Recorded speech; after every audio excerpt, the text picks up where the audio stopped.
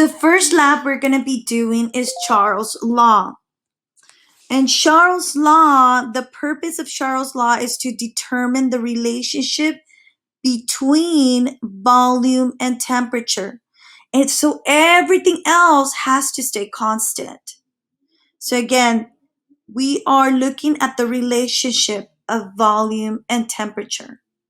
Once you are in the link, you should be able to see a box.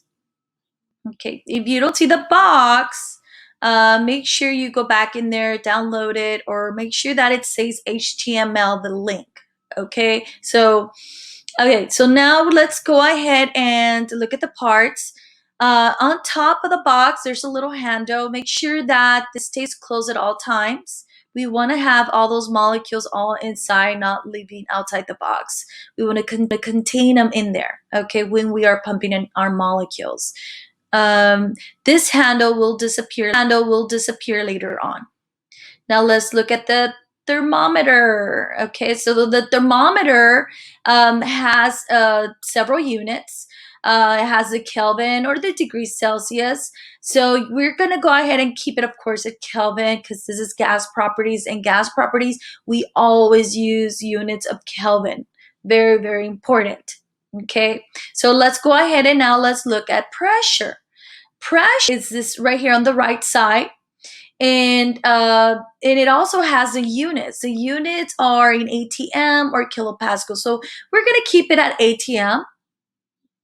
Now, on the bottom of the pressure is your air pump. Your air pump, you're going to pull it up and then you're going to pull it down. Okay, so if you look at the molecules, there's going to be, let's see, 50 molecules that are heavy.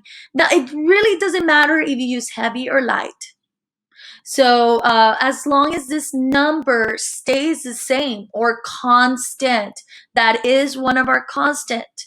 Okay, the number of particles is a constant. Now let's, since we already pumped in our molecules in there, okay, so what we're going to be looking at is our pressure. Let's go back to our pressure. Make sure you wait a couple of seconds for it to stabilize. Okay, so now we're going to go into the box, this top box right here. This is really, really important. The hold constant part of the box. Okay, there are 5 different things. So of course we're going to have some certain things constant. Okay, the only thing that we will change according to Charles' law is the volume and the temperature. So these are not going to be constant. These are not going to be the same.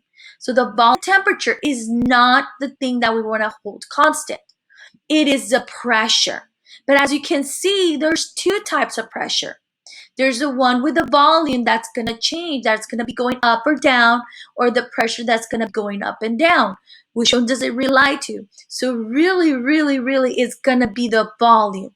The volume will be adjusting or moving according to make that pressure constant. Okay, so so as you can see back here in the box, there is a handle that is missing. Okay, so we're gonna go ahead and also we need to also make sure we measure our box. Okay, so we're already done with hold constants, which is our pressure, but now we have to measure our box because this is what tells us our volume. Okay, so we're gonna go ahead and click on that. Make sure there's an arrow on the bottom of the box, that a dotted arrow. Okay, and the units that we're going to be using for the volume of the box will be in nanometers, which is nm, and it's going to start at 10.0. Okay, so let's go back to this gray box. Let's look at the stopwatch. We're not going to click on that. We're not going to click on collision counter. So we're going to go to, now we already talked about particles. We already looked at the pump. And we're going to look at the eraser. Don't bother with this because it will erase everything here in the middle. So right now we want to do the bucket. Okay, so the bucket is important because you are the one changing it. You are manipulating that temperature. Okay, this is heat or cool. So that means when you add heat, this temperature up here, you're increasing it. So you're adding heat, you're increasing the heat. So this should be going up. Okay, the temperature in kelvins. Okay, so the temperature, since you are moving it, you are changing it, you are manipulating that this laboratory, that means that is your independent variable. Okay, that is, you are changing it, that's your independent variable. Okay, the one that is changing according to that, to your temperature, whatever's adjusting is gonna be the volume of the box. Okay, the volume will change according to the temperature. So if you increase the temperature of uh, of of the particles in there, if you increase, you see how the temperature goes up, the volume goes up. Why? Because they get more excited. They're more excited. They're colliding more, so they are taking more room. Okay. So as you can see, the pressure is trying to it maintains it the same. It's trying to keep the pressure the same. So it's adjusting the volume of the box so it can maintain the pressure the same. Okay. So again, if you increase the temperature, you increase the volume. Increase the volume. If you decrease the temperature, the volume goes down as well. So they both have, the temperature and the volume both have a direct relationship. That means if one goes up, the other one goes up. If the other one goes down, the other one goes down. Okay? So again, if the temperature goes up, the volume goes up.